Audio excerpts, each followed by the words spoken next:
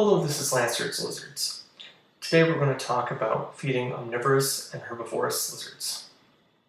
Now, back when I was growing up, the big thing was romaine lettuce. That's what you had to feed. It was pretty much the only thing you had to feed. Now, if people in certain forums mention that they even give a little bit of lettuce, some people rip their heads off. So today I'm going to give some general tips for everyone. Not the best for every single species, but for most, these are pretty good guidelines to go by. So first off, mix it up. I don't care how much you like pizza, if you had it every single day, you're going to get bored with it. So the same thing for your lizards. You can have your staples. Me personally, I like to give collard greens and red lettuce. And you heard that right, red lettuce. It does have high nutrients, but it is not the best. However, I do put in Swiss chard. I'm constantly putting in sliced bananas, sliced strawberries, and blueberries, raspberries. I get plums and peaches. I get cherry tomatoes. All these things to add in with that.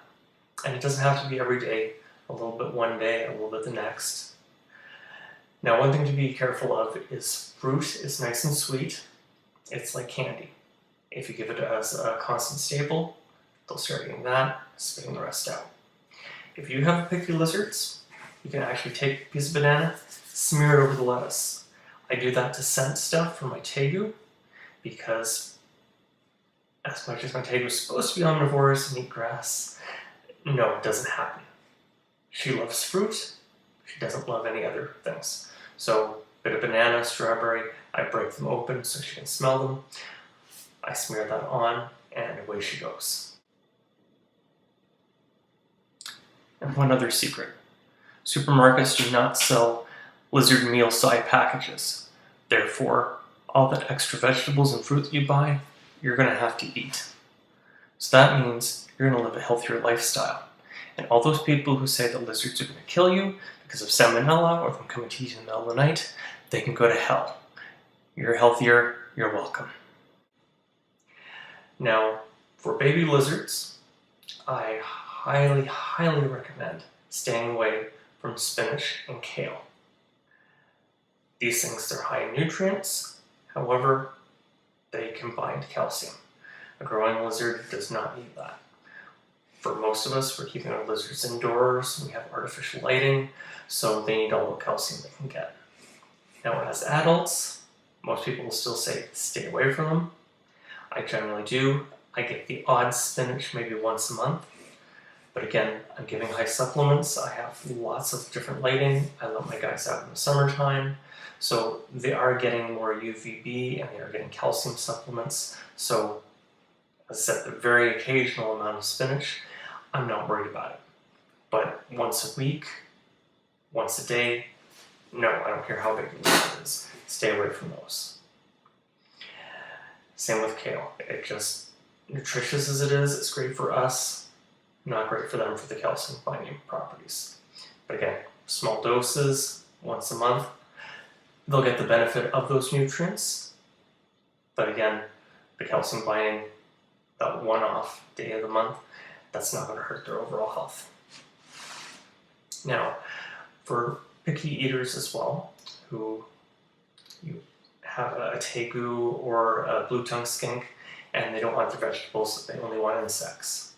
Well, what I've always done is I put what I call worm salad. So I'll chop up very finely all these vegetables and fruits and that I want, and I'll dump the worms in on top of that. Your lizard is going to jump in, eat away at the insects, and probably accidentally ingest some of that fruit. Now, some will spit it out, some won't, but at least they're getting that taste in their mouth. And if the worms have been in there for any length of time, they're getting gut loaded. So, secondhand vegetarianism, as some people would call it, but at least they're having that opportunity there. And hopefully over time too, your lizard associates that food bowl with food. You can cut down on the worms. If they're hungry, they will start eating. The other thing you can do, as I mentioned before, take fruits or vegetables, smear it on there.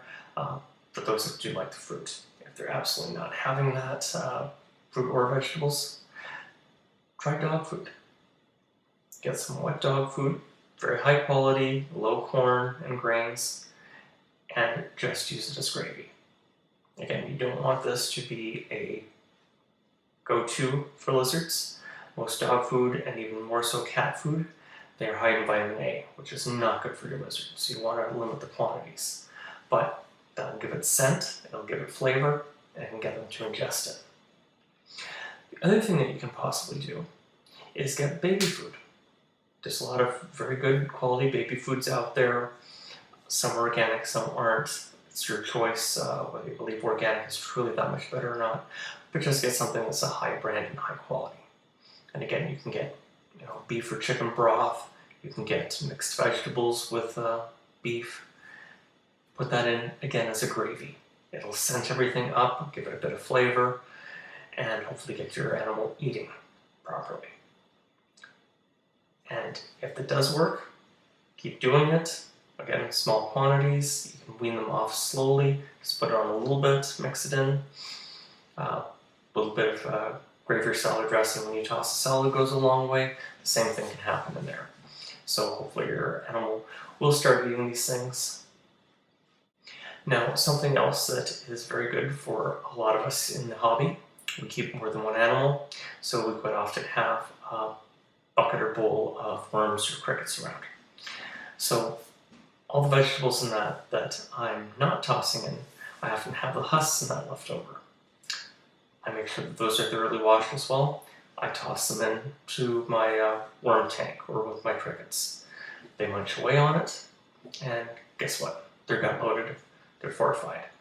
Most crickets you buy at the pet store, they haven't been fed since they arrived there.